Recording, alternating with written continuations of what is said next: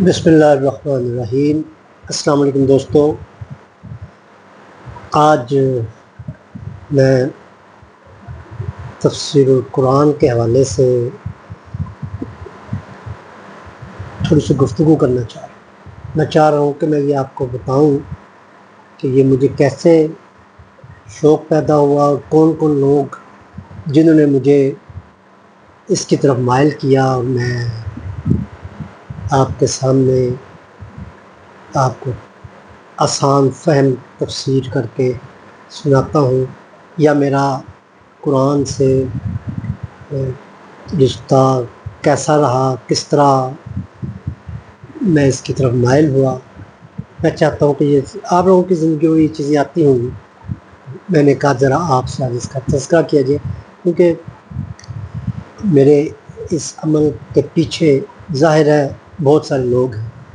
سب سے پہلے تو میرے والدین ہیں، جنہوں نے بچپن میں مجھے، جب کوئی سمجھ بھی نہیں ہوتی ہے کہ کس طرح کی بنیاد رکھنی ہے اپنے بچوں کی، تو یہ والدین بہت بڑا فیصلہ کرتے ہیں۔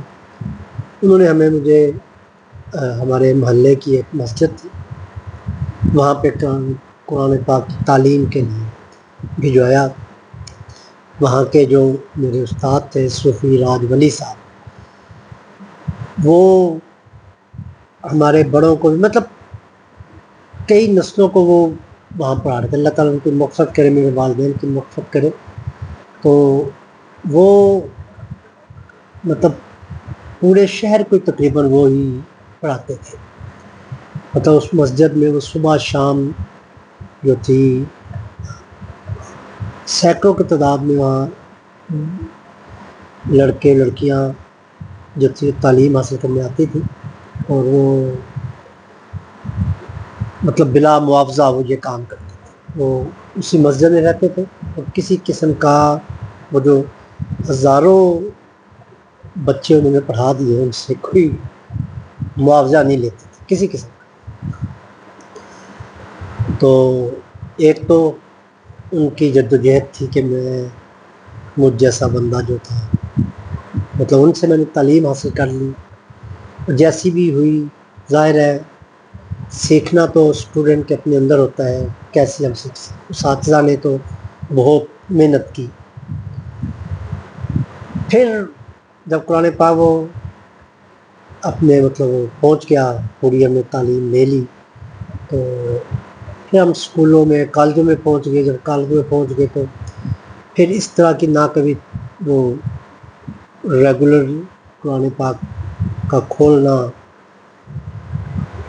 ہی نہیں جاتا تھا۔ مطلب ظاہر ہے بچوں کا رجحان اس وقت نوجوانی کے عالم میں مختلف اور بڑے مشاغل ان کو مل جاتے ہیں، تو وہ اس وجہ سے وہ میں بھی ان میں سے تھا۔ دور ہوتا ہے مطالعہ، بہرحال میرا شوق تھا بچپن سے، تو میں کرتا تھا۔ مطالعہ کرتے کرتے مطلب بعض کا بندہ جو ہے وہ دور بھی نکل جاتا ہے۔ مطلب اسلام کی بہت ساری چیزیں جو تھیں، وہ جو مولوی تقریر کرتے تھے، ان کے اوپر سوال میرے ذہن میں پیدا ہونے شروع ہو گئے۔ تو پھر میں کچھ ان سوالوں کی تلاش میں لگا رہتا تھا، ان کے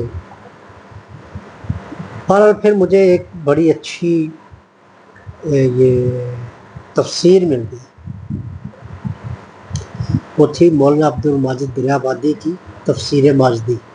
میں لاہور گیا فیروز خان کے شعبے، تو میں نے وہ تفسیر وہیں پہ کھول کے اس کے ایک دو چیزیں پڑھی، تو مجھے لگا کہ یہ میرے بہت سارے سوالوں کا جواب دے، مطلب اس قسم میں مل جائے۔ اور ایسا ہی ہوا، میں نے وہ تفسیر ماجدی کو مطلب پورا ہی پڑھا بنداس تک، علم شریف سے لے کر، اور الحمدللہ مجھے ان کی تفسیر سے میرے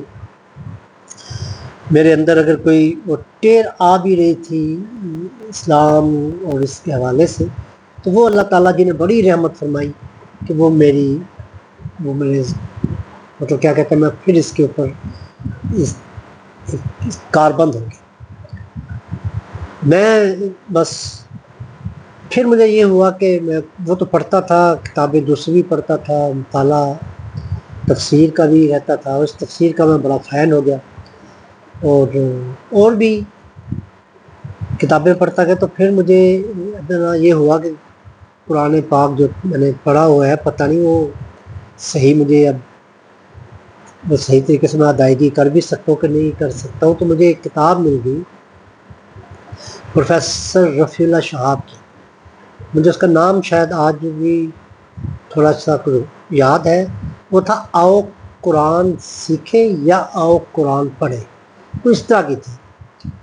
تو وہ میں چھوٹا سی کتاب تھی، وہ میں آپ کو برملا بتانا چاہتا ہوں کہ اس کتاب سے مجھے زیر زبر پیش کی جو آوازیں تھیں وہ نکالنی آ گئی، مطلب وہ ٹھیک ہوگی۔ پہلے وہ ہمارے صوفی صاحب نے بھی جو ہمیں پڑھایا تھا تو وہ تھا، لیکن اس سے مجھے وہ دوبارہ مطلب اس کو ٹھیک طرح سے پڑھنا آ گیا۔ صوفی صاحب بھی بڑے سخت تھے، اگر کوئی غلطی ہو جاتی تھی تو بڑی سزا دیا کرتے تھے۔ تو بہرحال وہ مجھے کیونکہ ایک وہم ہو گیا کہ پتہ نہیں وہ صحیح ہے کہ نہیں، لیکن پھر مجھے جب میں نے وہ پروفیسر رفیع اللہ شہاب کی یہ کتابچہ تھا وہ میں نے پڑھا، تو میں نے اس سے اپنے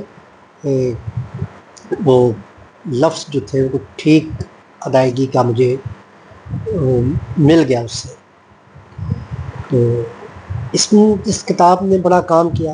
پھر میرے ماموں ایک دفعہ وہاں سے آئے، تو مجھے یاد ہے سعودیہ ہوتے تھے، تو وہ اللہ تعالیٰ ان کی مغفرت میں تشریف لائے۔ پروفیسر رفیع اللہ شہاب صاحب بھی اللہ کو پیارے ہو گئے، ان کے لیے بھی مخصوص دعا کیجیے گا۔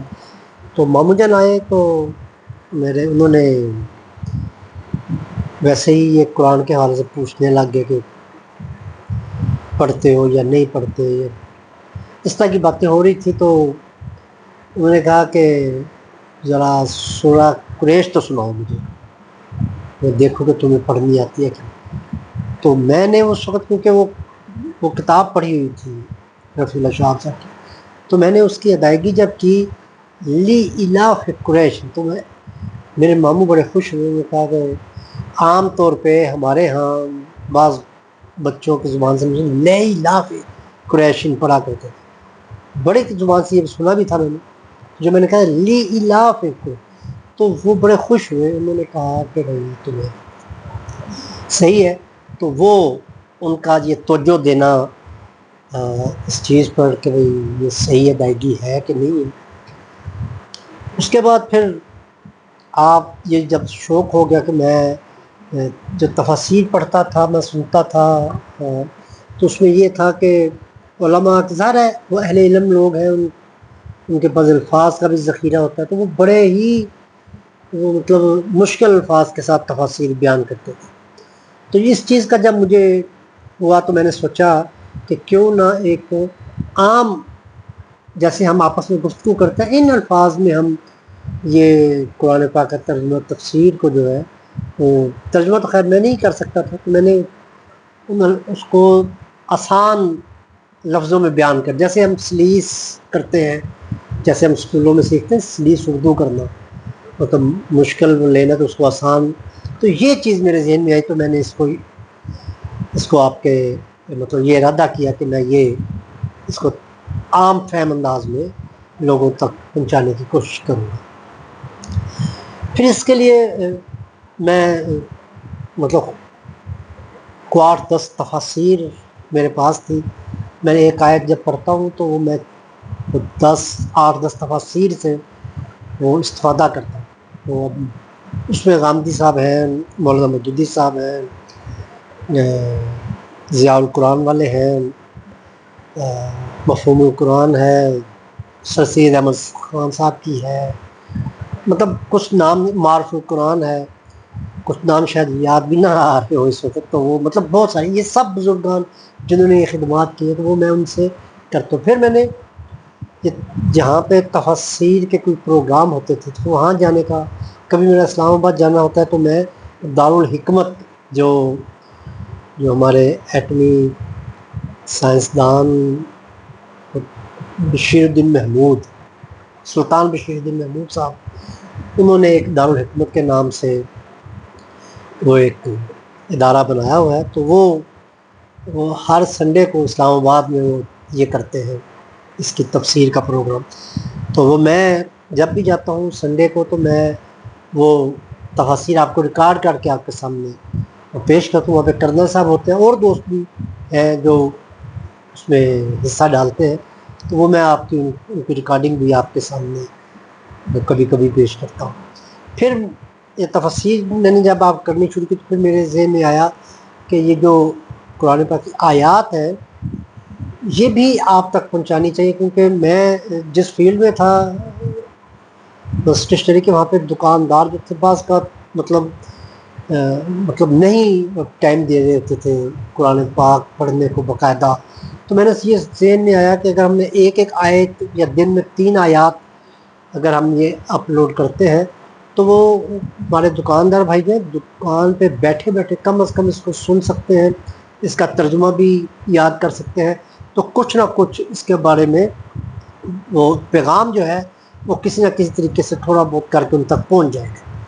تو اس چیز نے مجھے بڑا وہ کیا. اب پھر وہی مسئلہ تھا کہ میں کہہ رہا تھا تجوید جو اچھی ہو، وہ کتاب میں ڈھونڈنے کی کوشش کی. پروفیسر صاحب کی میری لائبریری میں موجود نہیں تھی، کیونکہ میری لائبریری سے بہت ساری کتابیں ضائع ہوئی ہیں. تو وہ تو خیر پر مجھے وہ کتاب نہ ملی. تو میری ایک باجی ہیں وہ ایک ادارے سے باقاعدہ منسلک ہیں، ان سے قرآن پاک پڑھتی ہیں اور اس کی ترجمہ تفسیر سے واقف ہے. تو وہ انہوں نے ایک گروپ بنایا ہوا تھا اپنی فیملی کی خواتین کا جس میں وہ ان کو یہ درس دیا کرتی. میں نے ان سے ریکویسٹ کی کہ بھائی آپ مجھے اگر یہ آیات ہیں وہ آپ مجھے ایک آیات صرف ایک آیت کی ریکارڈنگ کر کے اگر آپ مجھے یہ واٹس ایپ کر دیں گی تو مجھے یہ ہوگا کہ میں اس کو سن کر تو پھر اس کلام میں اس کی ریکارڈنگ تب کیا کروں. پھر یہی ہوا، انہوں نے مہربانی کی، انہوں نے مجھے جو آپ کے پاس آیات اب آتی ہے تو میں یہ کرتا ہوں کہ پہلے ان آیات کو قرآن پاک کھولتا ہوں اور باجی مجھے آیات جو بھیجتی ہیں ریکارڈ کر کے وہ بڑی اچھی ان کی تجوید ہے، لب و لہجہ بھی ان کا اچھا ہے. مجھے تو خیر ویسا بیان وہ کرنا نہیں آتا، میں تو عام سادے انداز سے آیت کو پڑھتا ہوں. تو وہ میں پہلے ان کی سنتا ہوں، قرآن پاک سامنے رکھا ہوتا ہے، اس کو پھر میں دہراتا ہوں. اس کے بعد میں آپ کے لیے اس کو ریکارڈ کرتا ہوں ترجمے کے ساتھ. مجھے باجی بھیجتے ہیں صرف عربی کی آیت بھیجتی ہوں، تو وہی میری چاہتا بھی یہی تھا کہ وہ خالی وہی بھیجے. تو ترجمہ میں مختلف آپ دیکھتے ہوں گے قرآن پاک جب میں آپ اس کی پکچر لے کے کر رہا ہوں تو آپ کو پتہ ہوتا ہے کبھی میں تفسیر ماجدی کھول کے کر رہا ہوتا ہوں، کبھی یہ تفہیم القرآن کو رکھ رہا ہوتا ہوں، کبھی نذیر صاحب ہیں حافظ نذیر صاحب ان کا ترجمہ، اور کبھی یہ احمد رضا خان بریلوی صاحب کا ان کا ترجمہ. تو وہ میں مختلف اوقات میں مختلف قرآن پاک تراجم مختلف میں آپ کے سامنے، تو سارے تراجم ایک جیسے ہی ہیں، مطلب کوئی اس میں اختلاف نہیں ہے. تو یہ میں اس لیے آپ کو بھیجتا ہوں. آپ سے صرف تو خاص تو یہ ہے کہ یہ سب لوگ جن کا میں نے ذکر کیا ہے ان کو اپنی دعاؤں میں یاد رکھیں. اللہ تعالیٰ ان کو اجر دے اور یہ جو چیز ہے ان کے لیے صدقہ جاریہ بنا دے، میرے لیے بھی آخرت میں بخشش کا ذریعہ بن جائے. اور میرے جتنے احباب اس میں شریک ہیں، آپ سب بھی جو آپ اس سے سنتے ہیں، آپ سب کے لیے بھی یہ تو شے آخرت ہو جائے، آپ کو سیکھنے کی سمجھنے کی جو ہے وہ توفیق ہو. مجھے بھی اللہ تعالیٰ سیکھنے کی اور سمجھنے کی اور اس کے بعد جو میں کر رہا ہوں اس کو ٹھیک طرح آپ تک پہنچانے کی اللہ تعالیٰ مجھے توفیق دے دی. تو بس یہی درخواست یا یہی میں چاہتا ہوں کہ آپ ان سب کو اپنی دعاؤں میں یاد رکھیں. بہت شکریہ. السلام علیکم ورحمۃ اللہ وبرکاتہ.